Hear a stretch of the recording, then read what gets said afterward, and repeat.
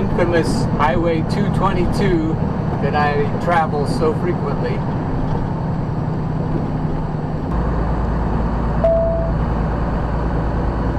Most of the cornfields are harvested. There are lots and lots of them.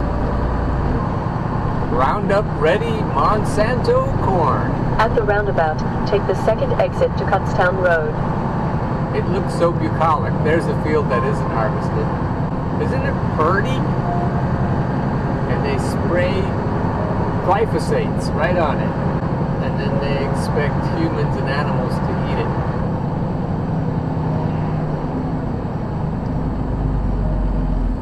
I have the trick here for these roundabouts. You gotta watch the side traffic, but the oncoming traffic typically keeps going. You want your reflexes to be fast. And then you just stay in the left lane and you ride up and over what looks like a sidewalk in the middle, but it's really wide and it's easy to roll up and over. You barely feel it. Continue on Kutztown Road. It's Kutztown Road, by the way, not Kutztown like she always says. And then the cars that want to pass you in the roundabout, they still can if they're gutsy. There's a good one. What would Clutch Trucker call that guy? Girl.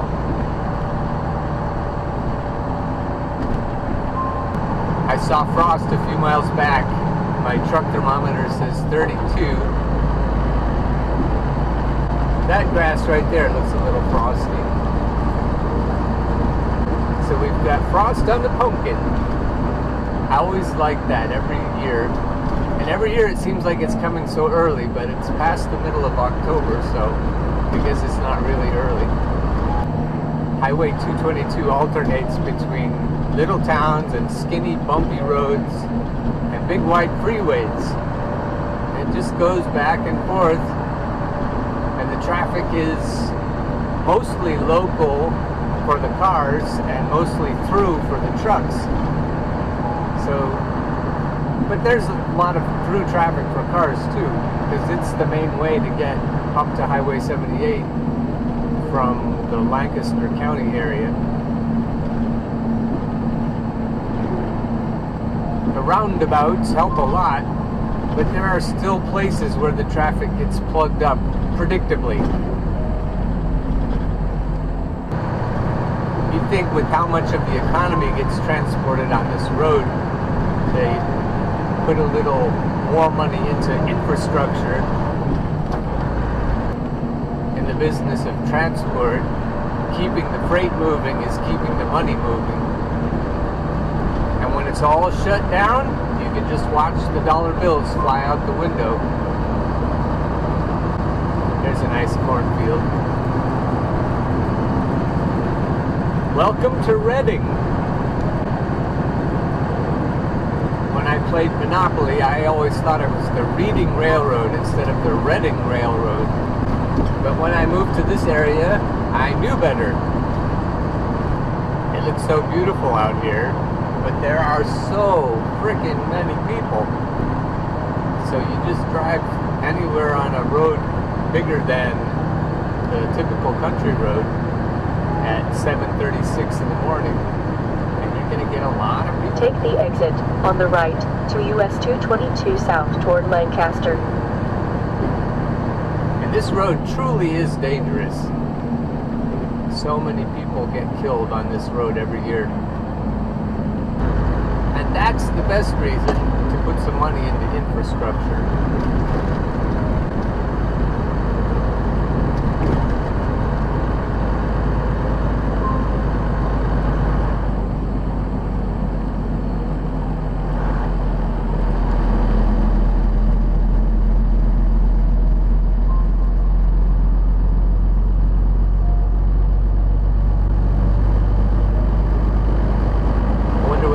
Cloud is that we're all breathing.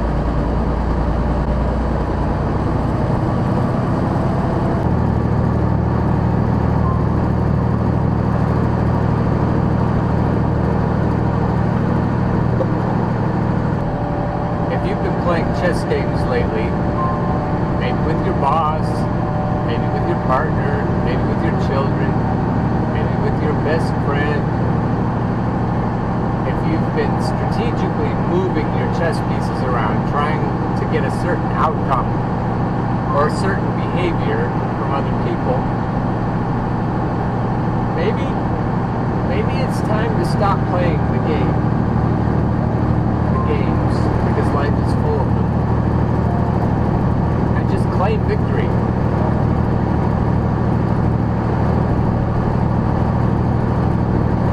Maybe you don't need any particular outcome. Maybe all the things you've been striving to achieve don't matter. Maybe you could be present in this moment and claim this moment as all eternity. This is it. So eternal life is yours right now because you're living right now in this moment.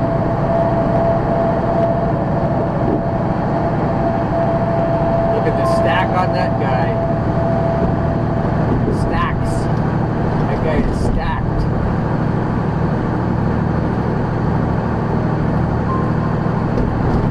It's a good thing I don't have stack envy. So how can you smugly claim victory in all the chess games you've been playing without making a move? Or at least no further moves? You just stand pat with whatever you've got right now. What you'll notice is, regardless of the other people's maneuvering and their position and their emotions, you can decide how you feel right now about whatever it is that you're seeing. So if you decide that whatever it is you're seeing is perfect, just the way it is, and that you have everything already that you've ever wanted or ever needed, that all things are working together for your good right now at this moment, you're the winner. And it doesn't mean anyone else is the loser. You're the winner, and anyone else who decides the same way you're deciding also is the winner. So you don't have to feel as though you are claiming victory means defeat for anyone else. There's plenty for everyone. Everyone can claim victory in their own lives.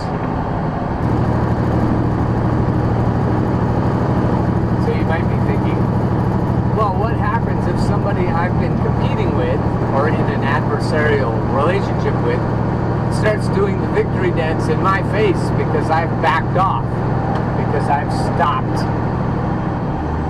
playing the game with them, so that they just think they win?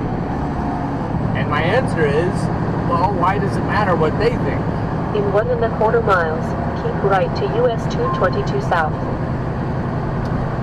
Doesn't it matter more what you think?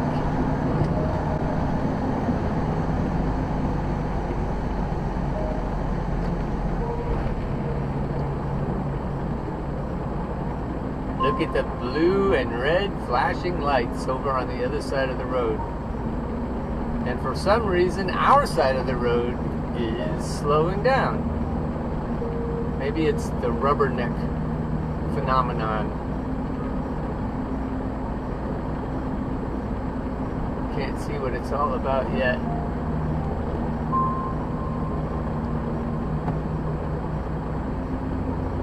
How often does this happen on Highway 222? I can't tell you how many times my Garmin says, crash reported on Highway 222.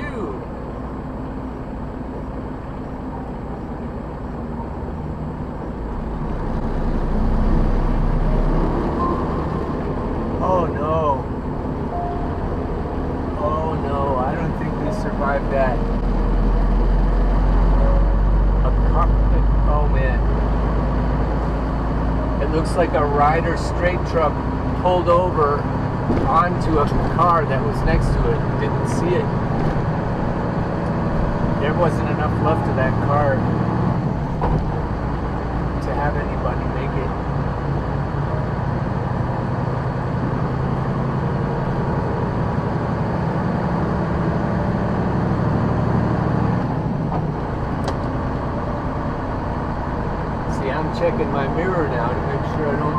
pull over too soon. Be in the right lane. Wow. If they fixed this road, that wouldn't happen so often. There are so many interchanges. This is just staying on 222. You have to make exits. And this little place right here is always plugged up. And there's no reason. Even when the traffic flows on both sides, it always gets plugged up right here. And accidents happen right here. I don't know why they can't just fix it.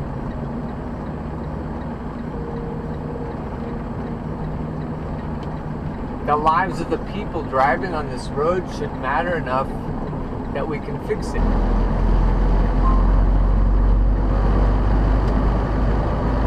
You have to do all this rigmarole just to stay on the same road. And every one of these junctions is a potential accident. So there's a test to the idea of claiming victory.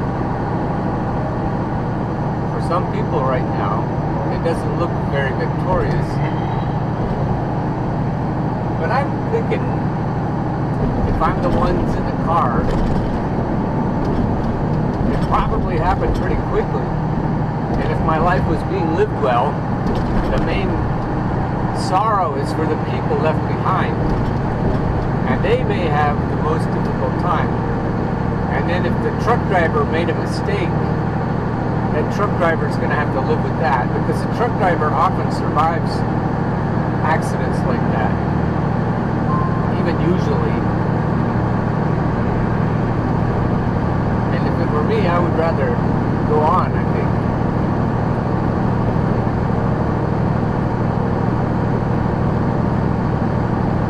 And there you really look at how you can claim victory from the jaws of defeat. Because that looks like defeat.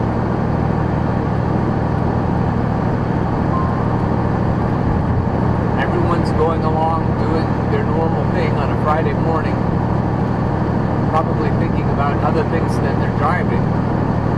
All the details,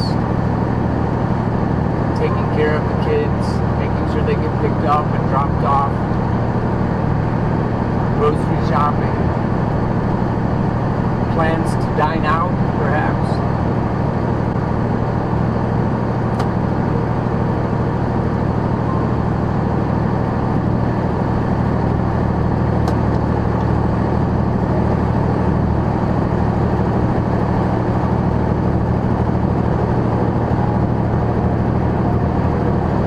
You could see me scoot over there because a truck was coming on the right, but what you couldn't see was back in my mirror, a guy whipping out. The other truck whipped out into the right lane, into the lane that the other truck was trying to merge into, because he was in such a hurry. And then as we go on up the hill, he has a load, so then he has to slow down. After he whips in front of both of us, he ends up needing to go slowly, and it's hard to figure out what was on his mind just then.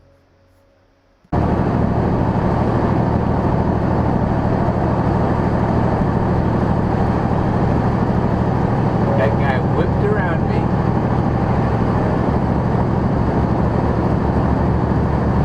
And he isn't going that much faster than I am. But he acts like he is. And I had to scoot it over to let that truck in. And look at this guy, he's not even going, because he's got a heavy load. He's in my way now. All he had to do wait a little bit, and that guy could have come over in front of me, and as it was, we all ended up in peril. And then all the little cars all around us,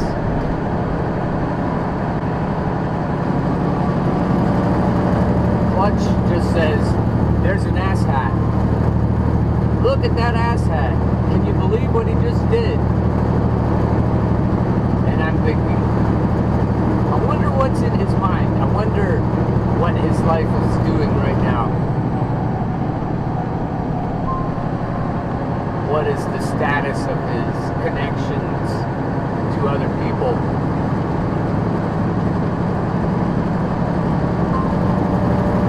What is his relationship with his employer? What kind of time pressure is he under? Going exactly at the same speed I am with no time pressure. Or pretty much. I always have a modicum of time pressure, but it's mostly pressure I put on myself.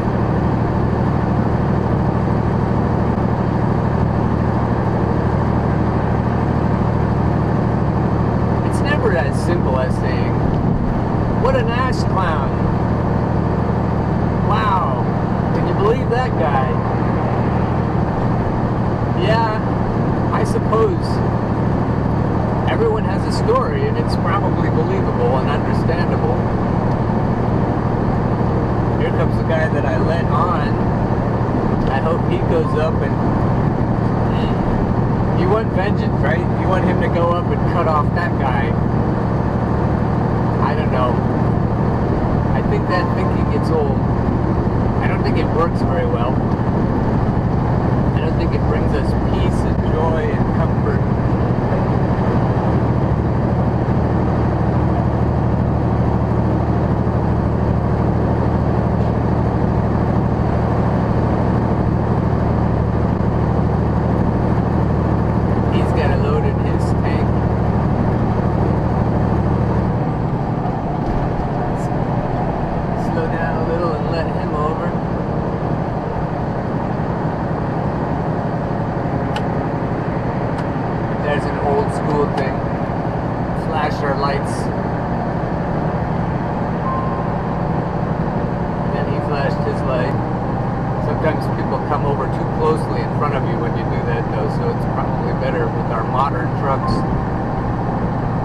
I hope everyone leaves as much room in front of us as possible.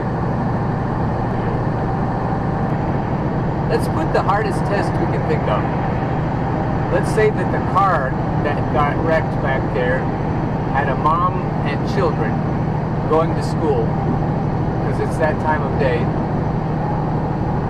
and the truck driver has a family.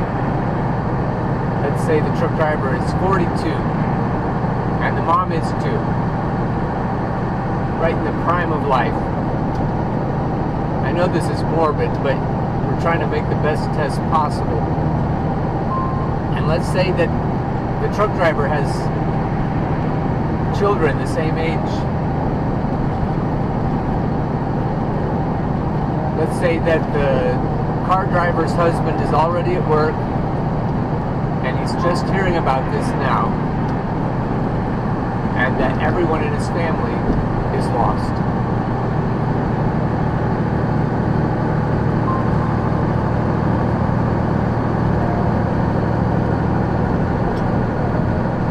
And the truck driver's family is hearing about it too. And everyone is adjusting to the story twist that no one expected.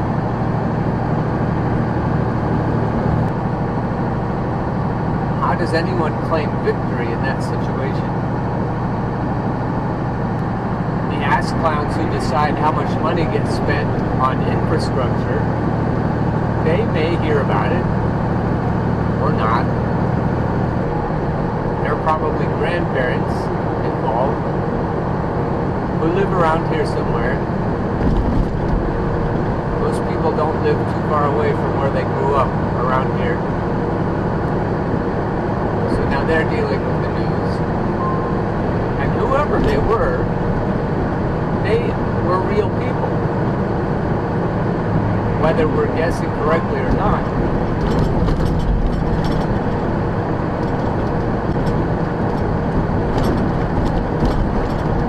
So whatever the story is, it's a real story.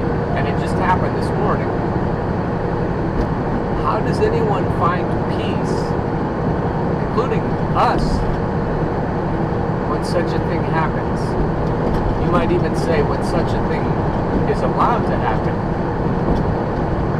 how can that be a wonderful world?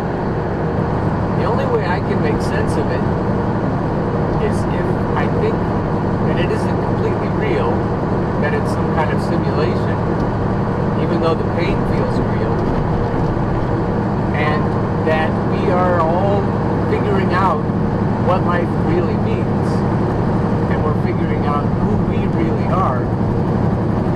And as we do that, it doesn't help us to just go along smoothly with everything just happening the way we decided it would happen, as though we are writing the script and we are writing the plot and the storyline, and just living whatever we write. I've said that the best way for me to level up, to improve as a person, is to face not only impersonal obstacle courses, but real nemeses who hate me, and adversity in the form of problems that seem unsolvable. Like a car accident, especially if it's my fault. You could say, well, you should have done that, or you should have done that. But we all have times when we do things and we end up in situations that are our fault. It happens to everyone. And sometimes the consequences are grave. And I believe that that sort of situation teaches us a lot about ourselves and about what life means. And in the end, here's the punchline. If the point of everything is to learn not to be afraid, then it won't do any good unless we're presented with things that are truly frightening, terrifying. And that's what I just saw. And if I can't deal with it, if I can't see something that's absolutely horrifying and figure out how not to be afraid, then I'm not there yet. And I have a ways to go. The answer is not to become jaded, cynical, and callous, unable to feel things. That's like saying, don't get your hopes up and you won't be disappointed. If we decide that we want to stop being afraid, we don't want to be cynical, because fear lives underneath cynicism. And every callous heart has fear underneath. Every person who is avoiding getting their hopes up is doing so out of fear. So I believe we must remain vulnerable in order to stop being afraid. We have to be wide open to every possibility. And we could practice ahead of time. We could say, what if that happened to me? And we can figure out how to have peace ahead of time. I think that's a good idea. But nothing will prove it better than if it actually happens. And when it happens directly to us, that's one kind of proof. When it happens to someone we know well, that's another. If it happens to someone we don't know at all, that's also a kind of proof. As long as we're thinking and our minds are open. If we see an accident like that and then we think, wow, there are lots of reasons to be afraid in this world, then I don't think we've done what's possible for our own development. I think we've missed an opportunity. But if we look at it and we say, okay, that's very, very difficult. What would I do in that circumstance? And how would I feel? Because I've said we can choose how we feel about things. And I'm not saying that laughing at a funeral is always the best answer unless you have that peace within you. You're not just making it up, but you find a way to be jubilant in horrifying situations, in excruciating situations, and you can celebrate the pain that life brings. And that sounds pretty wild, but I have a feeling that when we get to that place, that's the place just right, and not just humility. The place that's perfect is the place without fear. Probably the worst response of all is, well, that's easy for you to say.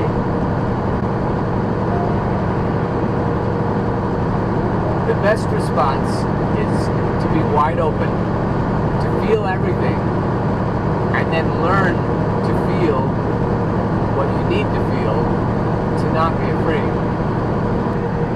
For me, as I go along through the journey and I see all the different ass clowns in the world, including me,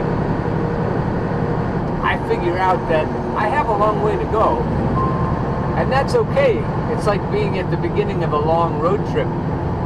Sometimes it's nice to know that if you like road trips, that you have the whole road trip ahead of you and you can look forward to it. If it's a scary situation, if it's a scary movie, you could look forward to that.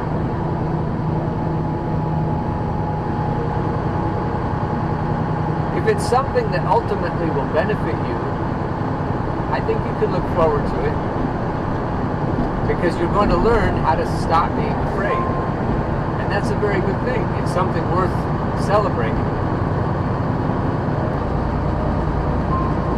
If nothing else, it teaches us all to look very carefully before we change lanes. And it teaches us to be very careful as we're around other vehicles that may or may not see us. It's sobering. It can be. But it's instructive for sure. I learned a lot about life when I was a teacher, but I learned just as much or more driving this truck. And as I keep telling myself and believing, it's all good.